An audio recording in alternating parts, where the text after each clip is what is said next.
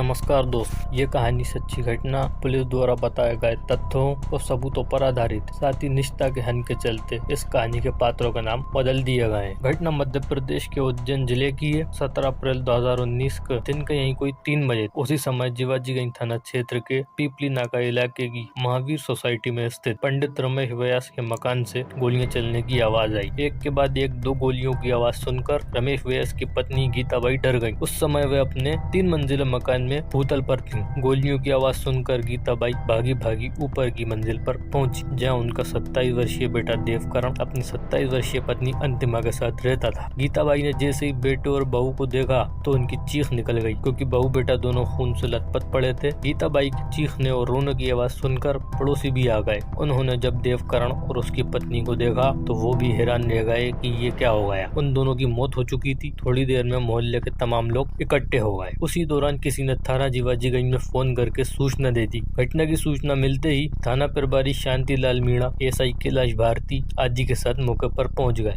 मकान की ऊपर वाली मंजिल के एक कमरे में उन्होंने पलंग पर देवकरण व उसकी पत्नी अंतिमा के शव देखे। दोनों ही शव खून से लथपथ थे। पास ही एक पिस्तौल पड़ी थी। निरीक्षण में पता चला कि अंतिमा के सिर में गोली काफी नजदीक से मारी गई थी। लग रहा था कि देवकरण ने पहले अंतिमा की हत्या की, फिर खुद को गोली मारकर आत्महत्या कर ली। थाना प्रभारी को लगा कि शायद पति पत्नी के बीच किसी विवाद के कारण ये घटना हुई है, पर पुलिस जांच के दौरान अलमारी से जो सुसाइड नोट मिला उससे पूरी कहानी ही बदल गई। सुसाइड नोट में देवकरण ने रेखा और सुमन नाम की 2 युवतियों का उल्लेख करते हुए लिखा था कि वे उन्हें ब्लैकमेल कर रही थी।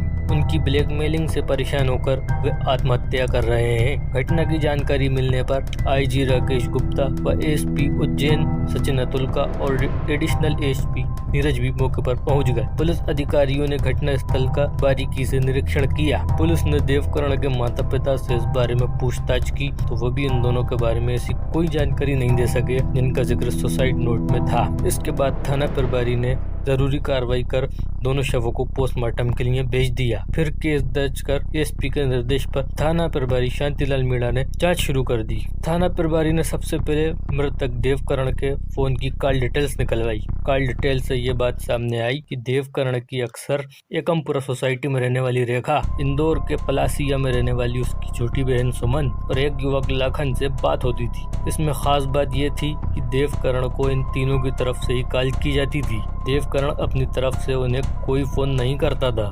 देवकरण ने अपने सुसाइड नोट में 2 युवतियों द्वारा ब्लैकमेलिंग की बात भी लिखी थी। इसलिए थाना प्रभारी ने शक के आधार पर रेखा व सुमन को हिरासत में लेकर उनसे पूछताछ की, लेकिन दोनों युवतियों ने देवकरण को पहचानने से इनकार कर दिया। बाद में रेखा ने चौंकाने वाली बात ये बताई कि लगभग 2.5 साल पहले देवकरण ने उससे गंधर्व विवाह किया था, इसलिए पत्नी होने के नाते वे देवकरण से खर्च के लिए पैसा मांगती, लेकिन ब्लैकमेल करने की बात से उसने इनकार कर दिया। अब तक पुलिस लाखन को भी हिरासत में लेकर थाने लौट आई थी। थाना प्रभारी मीणा को युवतियों की बात झूठी लगी, लिहाजा उन्होंने रेखा, सुमन व लाखन को अलग अलग रूम में बैठाकर पूछताछ। उनके द्वारा विरोधाभासी बयान देने पर पता चल गया कि वे तीनों झूठ बोल रहे। अतः उनसे सख्ती से पूछताछ की गई तो उन्होंने स्वीकार कर लिया कि वे देवकरण को काफी दिनों से ब्लैकमेल करते आ रहे थे। थाना प्रभारी की पूछताछ में देवकरण को ब्लैकमेल करने की जो कहानी सामने आई वह इस प्रकार निकली। दोस्तों, वीडियो में आगे बढ़ने से पहले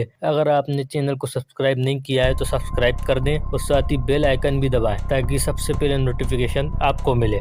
उज्जैन के पीपली नाका क्षेत्र की महावीर सोसाइटी में रहने वाले पंडित रमेश शंकर व्यास छोटा सराफा स्थित नरसिंह मंदिर के पुजारी थे। उन्होंने अपने बेटे देवकरण को भी पूजा पाठ ज्योतिष की शिक्षा दी थी। इसके बाद देवकरण भी पिता के साथ मंदिर में रहकर पूजा पाठ के काम में उनकी मदद करने लगा। रेखा सिकरवार से देवकरण की मुलाकात सन 2016 में हुई थी। हुआ ये कि रेखा को उसके पति ने छोड़ दिया था। इसके लिए रेखा अपने गृह नक्षत्र दिखाने के लिए पंडित रमेश चंद्र व्यास के पास आई थी। रमेश चंद्र व्यास ने रेखा को अपनी कुंडली के बारे में देवकरण से सलाह लेने को कहा। देवकरण ने कुंडली देखकर उसकी परेशानियां तो बता दी, लेकिन खुद परेशानी में फंस गया। हुआ ये कि सलाह के सिलसिले में रेखा ने देवकरण से उसका मोबाइल नंबर ले लिया और फिर अक्सर उससे फोन पर अपनी समस्याओं के बारे में बातचीत करने लगी। मंदिरों में पूजा पाठ का काम सुबह काफी जल्द शुरू होकर देर रात तक चलता था। मंदिर में पूजा के अलावा देवकरण कई यजमानों के घर विभिन्न तरह के अनुष्ठान करवाने के लिए भी जाता था, इसलिए रेखा से उसकी बात अक्सर रात में ही हो पाती थी। इसी बातचीत के दौरान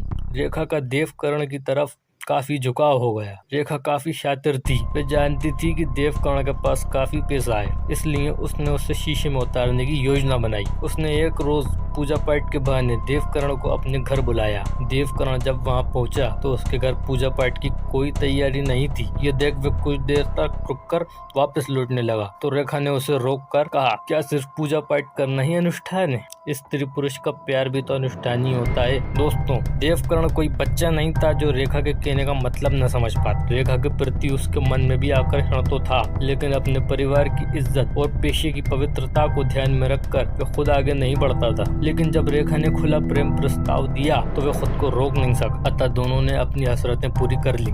इसके बाद आए दिन दोनों की एकांत में मुलाकातें होने लगी। रेखा के पास रोजी रोटी का कोई सहारा नहीं था तो देवकर्ण से वे दे सुख के बदले पैसे वसूलने लगी। इसी दौरान रेखा की छोटी बहन सुमन सिकरवार को भी उसके पति ने छोड़ दिया, जिससे वो भी मायके आकर रहने लगी। खर्च बढ़ा तो रेखा की देवकर्ण से मांग भी बढ़ने लगी, लेकिन देवकर्ण ने इस तरफ ज्यादा ध्यान नहीं दिया। इसी बीच पिता रमेश चंद्र व्यास ने देवकर्ण का रिश्ता उज्जैन में ही फ्रीगंज निवासी अंतिमा के साथ तय कर दिया। ये बात रेखा को पता चली तो वो समझ गई कि पत्नी के आने के बाद देवकर्ण उसके कब्जे में ज्यादा दिन मंजूर नहीं था। देवकर्ण उनके लिए वो खजाना था जिसमें हाथ डालकर वो जब चाहे पैसा निकाल सकती। इसलिए रेखा, उसकी बहन सुमन और माँ भागवती देवकर्ण को धमकाने लगी। उन्होंने धमकी दी कि अगर उसने पैसा नहीं दिया तो उसे बलात्कार के आरोप में जेल पहुंचा देंगी। इसी दौरान रेखा की छोटी बहन सुमन एक साड़ी शोरूम में नौकरी करने लगी, जहाँ पहले से वहाँ काम कर रहे लाखन के उसके अब संबंध बन गए। लाखन भी शातिर, इसलिए कुछ ही दिन में उसने सुमन की बहन रेखा को अपने प्रेम जाल में फंसा लिया। कुछ दिनों में ये जानकारी सुमन को भी मिल गई। लाखन और रेखा के अवैध संबंधों पर सुमन को भी कोई एतराज नहीं था। इसी बीच जब रेखा और देवकर्ण का मामला लाखन की जानकारी में आया तो माँ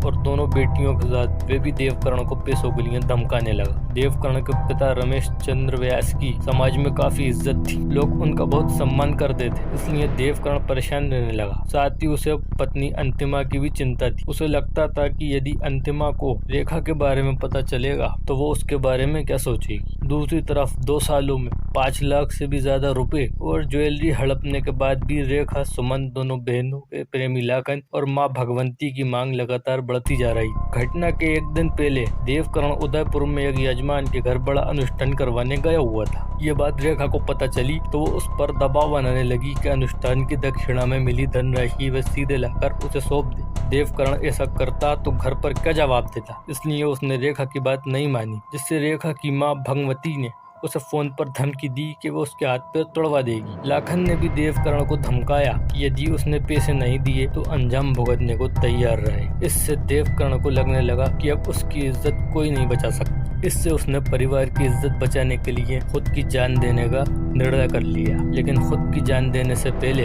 उसने अपनी गलती के लिए पत्नी अंतिमा से क्षमा मांगने की सोचकर अपनी परेशानी बताई। इस पर अंतिमा ने कहा कि जब वे नहीं रहेगा तो वह अकेली जीवित रहकर क्या करेगी, इसलिए उसने भी साथ मरने का फैसला कर लिया। जिसके बाद 17 अप्रैल को मंदिर से घर वापस आकर देवकर्ण ने अपने कमरे में अपनी लाइसेंसी पिस्तल से पहले अंतिमा के सिर में गोली मारी, फिर खुद को गोली मारकर आत्महत्या कर ली। पूछताछ करने के बाद देवकर्ण को ब्लैकमेल करने वाली दोनों बहनें रेखा, सुमन और उनकी मां भगवंती और प्रेमी लाखन को गिरफ्तार कर जेल भेज दिया। दोस्तों, इस वीडियो के माध्यम से आपको एक कहानी बताने का मकसद समाज में होने वाले अपराधों के प्रति जागरूक करना और ऐसी घटनाओं पर लगाम लगाना है, ताकि कोई बेकसूर शख्स ऐसे मायाजाल में फंसकर अपनी जान से हाथ न धो बैठे। वीडियो पसंद आया हो तो इसे लाइक करें, साथ ही दोस्तों के साथ शेयर भी करें। मिलते हैं आपसे अगली इसी वीडियो में, तब तक अपना और अपनों का ख्याल रखें। वीडियो आखिर तक देखने के लिए धन्यवाद।